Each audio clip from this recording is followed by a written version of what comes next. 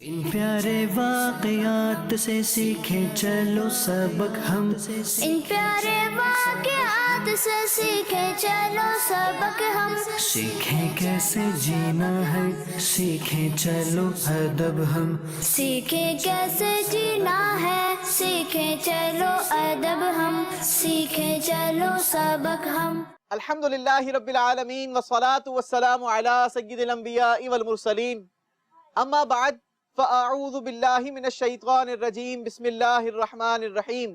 الصلاة والسلام علیک یا رسول اللہ وعلی آلک واصحابک یا حبیب اللہ۔ الصلاة والسلام علیک یا نبی اللہ وعلی آلک واصحابک یا نور اللہ۔ السلام علیکم ورحمۃ اللہ وبرکاتہ۔ ارے ماشاءاللہ، کیسے ہیں آپ سب؟ اچھا بھائی، سب سے پہلے تو مجھے یہ بتائیں ہمارے سلسلے کا نام کیا ہے؟ سنہرے واقعات۔ اور ہم اپنے اس سلسلے میں اپنے پیارے پیارے بچوں کے لیے بڑے زبردست قسم کے واقعات لے کر آتے ہیں۔ چونکہ ابھی عاشورہ کے دن قریب آ رہا ہے اور محرم الحرام کا مہینہ ہے، تو آج ہم نے عاشورہ سے ریلیٹڈ ہی کوئی بات کرنی ہے اور کوئی واقعہ آپ کو سنانا ہے۔ آپ کو پتا ہے عاشورہ میں کیا کیا چیزیں ہوئی تھی؟ عاشورے والے دن یہ زمین بنائی گئی۔ عاشورے والے دن اس زمین کو بنایا گیا۔ اور کون بتائے گا کہ عاشورہ کے دن کیا واقعات ہوئے ہیں؟ چلیں بھائی کو دے دیں برابر میں۔ آسمان بھی عاشورہ کے دن بنایا گیا تھا۔ بالکل صحیح۔ یہ آسمان، اتنا بڑا آسمان ہے نا، اور یہ کتنا امیزنگ آسمان ہے۔ آپ نے کبھی غور کیا ہے آسمان پر؟ یہ اللہ کی کیسی قدرت ہے۔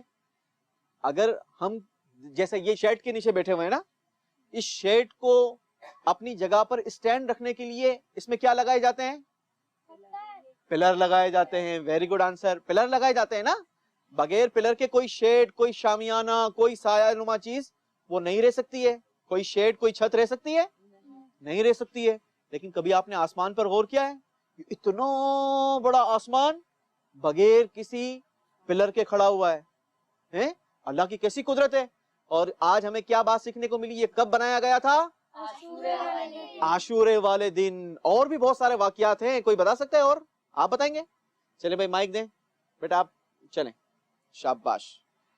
حضرت حسین کا واقعہ بھی عاشورے والے دن ہی ہوا تھا۔ ہاں، کربلا کا جو عظیم واقعہ ہوا تھا، یہ بھی کب ہوا تھا؟ عاشورے والے دن۔ عاشورے والے دن ہوا تھا۔ اور کون بتائے گا؟ عاشورہ والے دن پہلی بار بارش ہوئی تھی۔ عاشورے والے دن پہلی بار بارش ہوئی تھی۔ اور کوئی بتا سکتا ہے عاشورہ کے دن کیا کیا واقعات ہوئے تھے؟ وہ مچھلی والا وائٹا بھی ٹولے دن بھی ہوا۔ ہاں، وہ مچھلی والا واقعہ بھی عاشورہ کے دن ہوا تھا۔ تو پھر وہ آپ تو نہ دے۔ چلیں ٹھیک ہے، پھر ہم آج آپ کو یہ مچھلی والا واقعہ سناتے ہیں۔ لیکن ہم اپنے سلسلے میں واقعہ شامل کرنے سے پہلے، آج چونکہ ہم زبردست قسم کی گرینری کے درمیان بیٹھے ہیں، درخت بھی ہمارے ساتھ لگے ہوئے ہیں، تو درود پاک کی میں آپ کو فضیلت سناتا ہوں اور ایک ایسے درخت کا واقعہ سناتا ہوں جو پیارے آقا صلی اللہ تعالی علیہ وسلم پر جا کر اس نے شیڈو کیا تھا۔ کیا کیا تھا؟ چلیں تو میں آپ کو وہ واقعہ سناتا ہوں۔ ایک بار کا ذکر ہے، حضرت یعلا رضی اللہ تعالیٰ عنہ، یہ پیارے آقا صلی اللہ تعالیٰ علیہ وسلم کے صحابی ہیں۔ کون ہیں؟ صحابی ہیں۔ صحابی کا رتبہ یہ سب سے اعلیٰ ہوتا ہے۔ نبی کے بعد سب سے اعلیٰ رتبہ کس کا ہوتا ہے؟ صحابی کا۔ صحابی کا۔ کوئی ولی کتنے ہی بڑے مرتبے پر فائز ہو جائے، لیکن وہ کسی صحابی کے مرتبے تک نہیں پہنچ سکتا۔ اسی لیے تو امیر اہل سنت نعرہ لگواتے ہیں نا۔ کیا نعرہ لگاتے ہیں بھائی؟ آپ نعرہ لگائیں۔ یہ نبی جنتی جنتی۔ تو اب حضرت یعلا رضی اللہ تعالیٰ عنہ فرماتے ہیں کہ ایک بار ہم ایک جگہ سے گزر رہے تھے کہ پیارے آقا صلی اللہ تعالیٰ علیہ وسلم نے ہمیں ٹھہرنے کا حکم دیا، پڑاؤ کرنے کا حکم دیا۔ ہم لوگ ٹھہر گئے۔ وہاں پر قریب ہی ایک درخت بھی تھا۔ پیارے آقا صلی اللہ تعالیٰ علیہ وسلم آپ لیٹ گئے اور آرام فرمانے لگے، اپنی آنکھیں بند کر کے آپ آرام فرمانے لگے۔ میں کیا دیکھتا ہوں؟ حضرت یعلا رضی اللہ تعالیٰ عنہ فرماتے ہیں، میں خلاصہ حدیث عرض کر رہا ہوں، آپ فرماتے ہیں کہ میں نے دیکھا کہ قریب ہی جو درخت تھا نا، وہ زمین کو چیرتا ہوا آیا اور پیارے آقا صلی اللہ تعالی علیہ وسلم کے قریب آ کر اس نے پیارے آقا کے اوپر شیڈو کر دیا, سایہ کر دیا. اب پیارے آقا علیہ الصلوۃ والسلام آرام فرما رہے ہیں. کچھ دیر گزری, وہ درخت پھر سے وہاں سے چلا اور اپنی جگہ پر جا کر پھر سے لگ گیا اور زمین بھی بالکل برابر ہو گئی. مجھے بڑی حیرانگی ہوئی, یہ کتنی عجیب بات ہے. عجیب بات ہے نا, کتنی عجیب بات ہے. کوئی درخت اپنی جگہ سے چلے اور زمین چیرتا ہوا آئے اور کسی اور جگہ پر آ کر وہاں پر کھڑا رہ جائے, اور پھر تھوڑی دیر کے بعد وہاں سے چلے اور جا کر اپنی جگہ پر لگ جائے. کتنی عجیب و غریب بات ہے. تو فرمانے لگے کہ مجھے بڑی حیرانگی ہوئی. تھوڑی دیر کے بعد جب ہمارے آقا صلی اللہ تعالی علیہ وسلم بیدار ہوئے نا, آپ نے جب اپنی آنکھیں مبارکہ کو کھولا, تو میں نے پیارے آقا علیہ الصلوۃ والسلام سے وہ درخت والا پورا واقعہ بیان کیا کہ یا رسول اللہ صلی اللہ تعالی علیہ وسلم, اس درخت نے ایسا کیا تھا کہ جب آپ آرام فرما رہے تھے تو یہ اپنی جگہ سے چلتا ہوا آیا اور آ کر آپ کے اوپر شیڈو کر دیا. تو پیارے آقا صلی اللہ تعالی علیہ وسلم نے جواب ارشاد فرمایا کہ یا اللہ, اس درخت نے اپنی مرضی سے یہ کام نہیں کیا, بلکہ اس نے اللہ تبارک و تعالی سے مجھ پر سلام عرض کرنے کی اجازت طلب کی, تو اللہ نے اسے اجازت دی تو اس درخت نے یہ کام کیا ہے.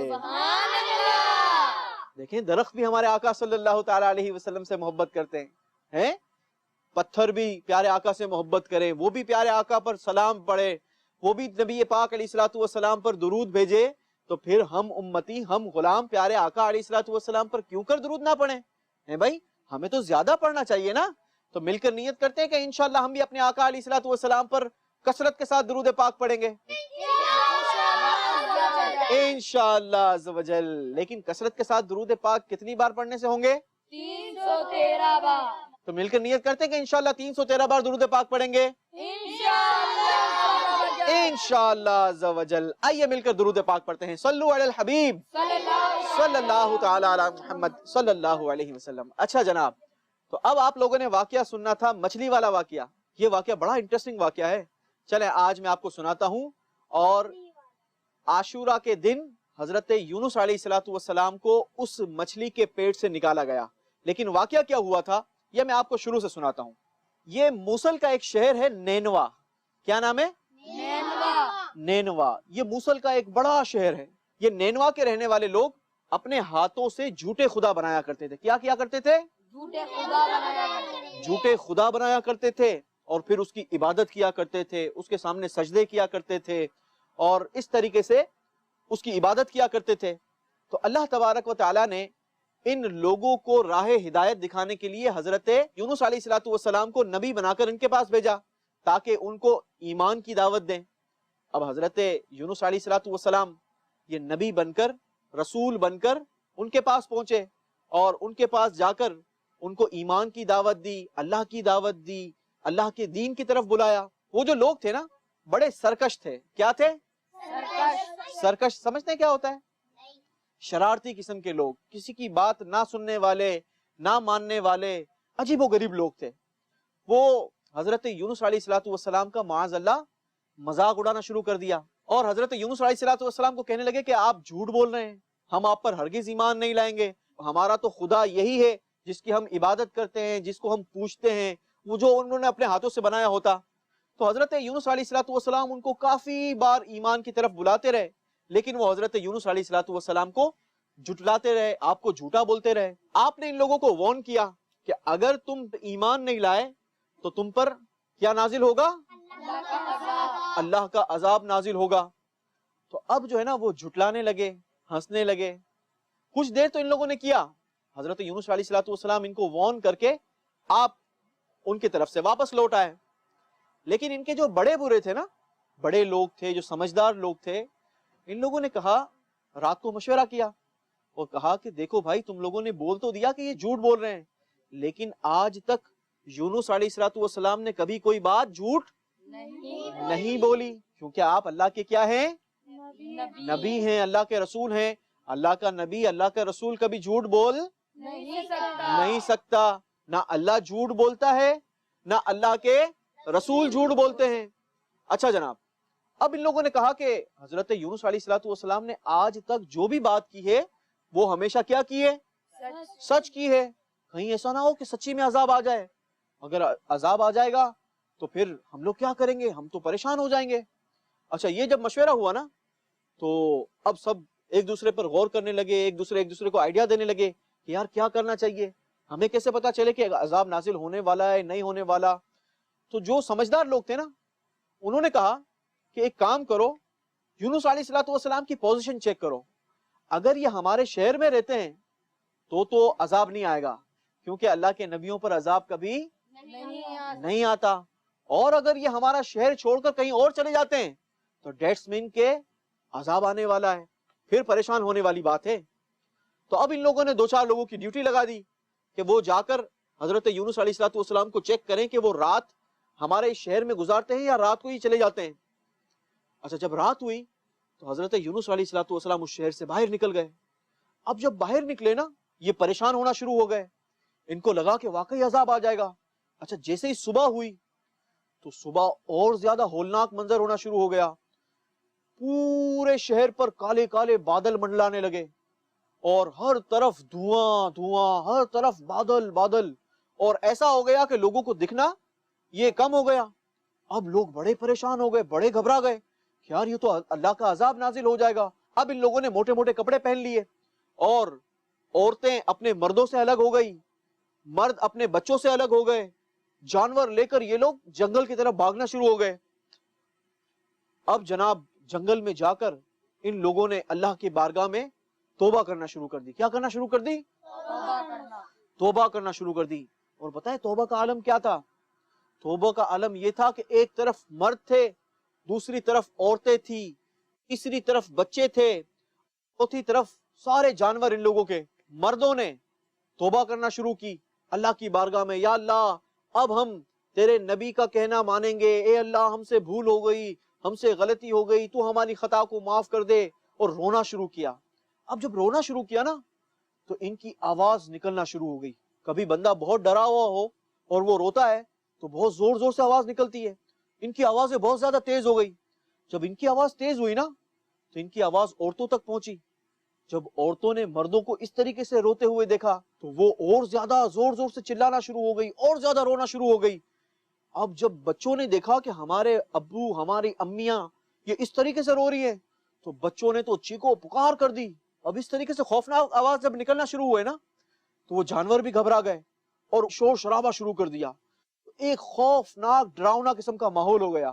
اب یہ لوگ سب کیوں رو رہے تھے؟ اللہ سے توبہ کر رہے تھے, اللہ سے اپنے گناہوں کی معافی مانگ رہے تھے کہ اللہ ہم سے بھول ہو گئی, ہم نے تیرے رسول کو جھوٹا کہا, ہم اب آئندہ یہ غلطی نہیں کریں گے, ایک بار ہمیں معاف کر دے اللہ, ہم وعدہ کرتے ہیں کہ آئندہ یہ غلطی نہیں کریں گے, ہم تیرے رسول کے دین پر ایمان لاتے ہیں, اے اللہ ہمیں معاف کر دے.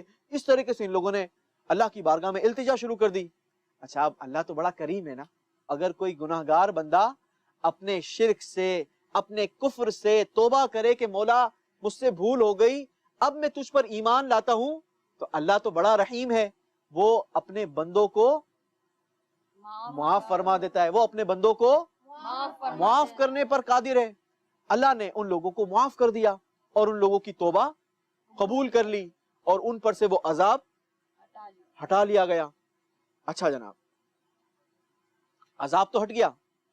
اب جب حضرت یونس علیہ الصلوۃ والسلام بستی سے واپس چلے گئے تھے, آپ تو راتوں رات اب بستی سے نکل گئے تھے, لیکن جب آپ 3 دن کے بعد جب آپ واپس لوٹے تو آپ نے دیکھا کہ بستی میں تو ہر طرف امن ہے, چین ہے, سکون ہے, کسی قسم کا کوئی عذاب نہیں آیا. حضرت یونس علیہ الصلوۃ والسلام اپنے مائنڈ میں یہ سوچنے لگے کہ ان پر تو عذاب نہیں آیا, اور اب اگر میں ان کے پاس گیا, اللہ کے دین کی دعوت لے کر ان کے پاس گیا, تو یہ تو مجھے اور زیادہ جھوٹا کہیں گے, تکلیف پہنچائیں گے. تو آپ جو ہے نا وہ شہر سے باہر نکل آئے اور سمندر کے پاس پہنچ گئے. سمندر کے کنارے کنارے چلنا شروع کر دیا. چلتے چلتے چلتے چلتے آپ کو ایک کشتی نظر آئی. کیا نظر آئی؟ کشتی نظر آئی. آپ دکھی دل کے ساتھ اس کشتی میں سوار ہو گئے. کشتی چلنا شروع ہوئی. چلتے چلتے چلتے چلتے کشتی جو ہے وہ سمندر کے درمیان میں پہنچی. جب سمندر کے بیچ میں پہنچی نا تو وہ کشتی رک گئی. کیا ہو گئی؟ رک گئی. اب جو کشتی کا جو ڈرائیور تھا نا, اردو زبان میں اس کو ملاح کہتے ہیں, کشتی چلانے والے کو کیا کہتے ہیں؟ ملاح. اس نے بڑی کوشش کی, چلے ہی نہ, کافی محنت کی. اب لوگوں نے آپس میں چیمگوئیاں شروع کر دی. کیا کر دی؟ چیمگوئیاں سمجھتے ہیں؟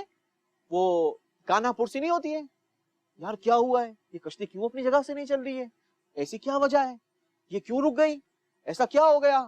آپس میں لوگ ڈسکس کرنا شروع ہو گئے۔ اب کشتی کے ڈرائیور نے اعلان کیا کہ ایسا کون غلام ہے جو اپنے آقا سے بھاگ کر ہماری کشتی میں آ گیا ہے۔ اب ہر طرف ہر کوئی ایک دوسرے کو دیکھنے لگا کہ ایسا کون غلام ہے بھائی جو ہماری کشتی میں آ گیا ہے، جو اپنے آقا سے روٹ کر آ گیا ہے، اپنے آقا کو بغیر بتائے آ گیا ہے، ایسا کون ہے جو بھاگ کر آ گیا ہے؟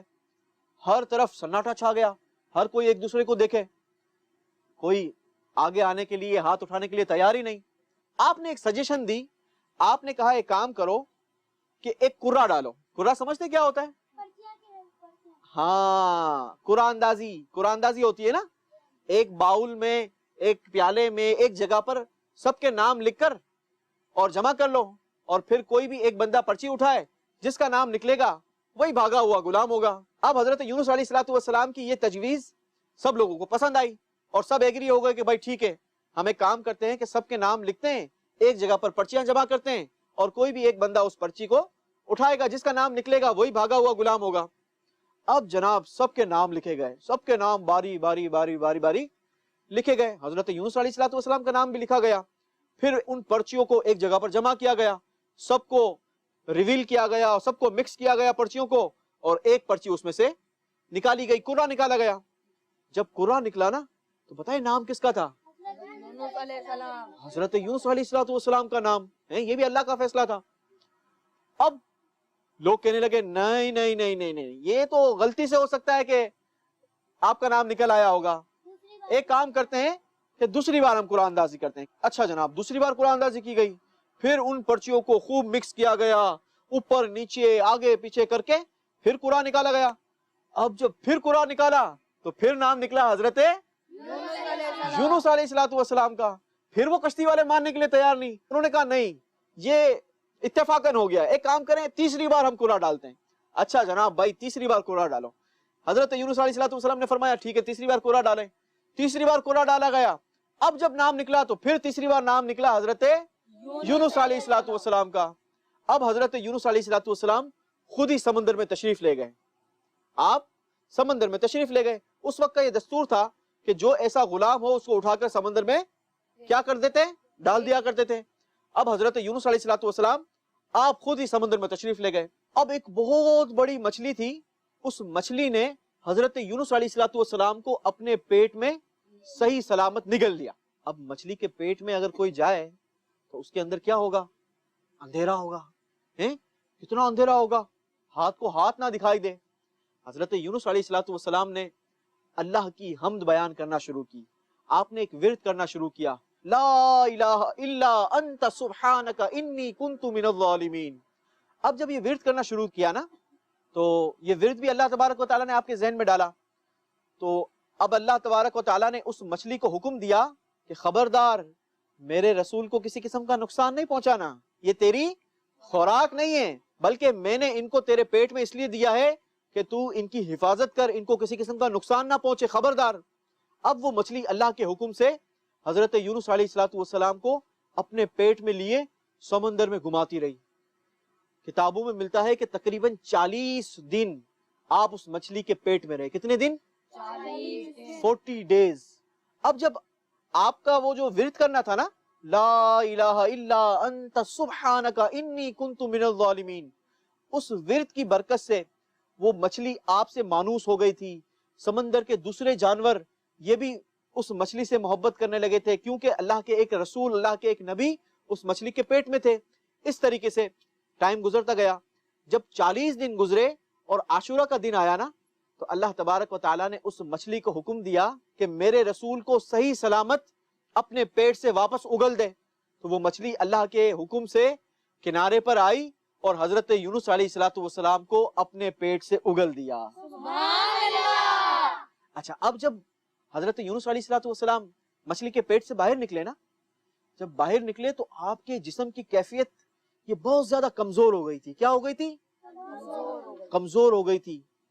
جس طریقے سے بچہ ہوتا ہے نا، چھوٹا بچہ ہوتا ہے تو آپ نے دیکھا ہے اس کی ہر چیز، اس کی جلد، اس کا جسم بہت زیادہ ملائم، نرم ہو جاتا ہے، اور اس کو کوئی اگر زور سے پکڑ لے تو اس بچے کو تکلیف ہوتی ہے، پریشانی ہوتی ہے۔ تو حضرت یونس علیہ الصلوۃ والسلام کا جسم بھی بہت زیادہ سافٹ ہو گیا تھا، بہت زیادہ نرم اور ملائم ہو گیا تھا. اب حضرت یونس علیہ الصلوۃ والسلام کی کیئر کے لیے، آپ کی حفاظت کے لیے اللہ تبارک و تعالیٰ نے ایک بیل وہاں پر اگا دی. کیا کی؟ ایک بیل اگا دی. اس بیل نے آپ کے جسم پر سایہ کر دیا. اور وہ جو بیل تھی نا، وہ بیل کدو کی تھی. کدو سمجھتے ہیں؟ کیا کس کو کہتے ہیں کدو بھائی؟ لوکی کو. شاباش. جی ہاں، کون کون کھاتا ہے کدو؟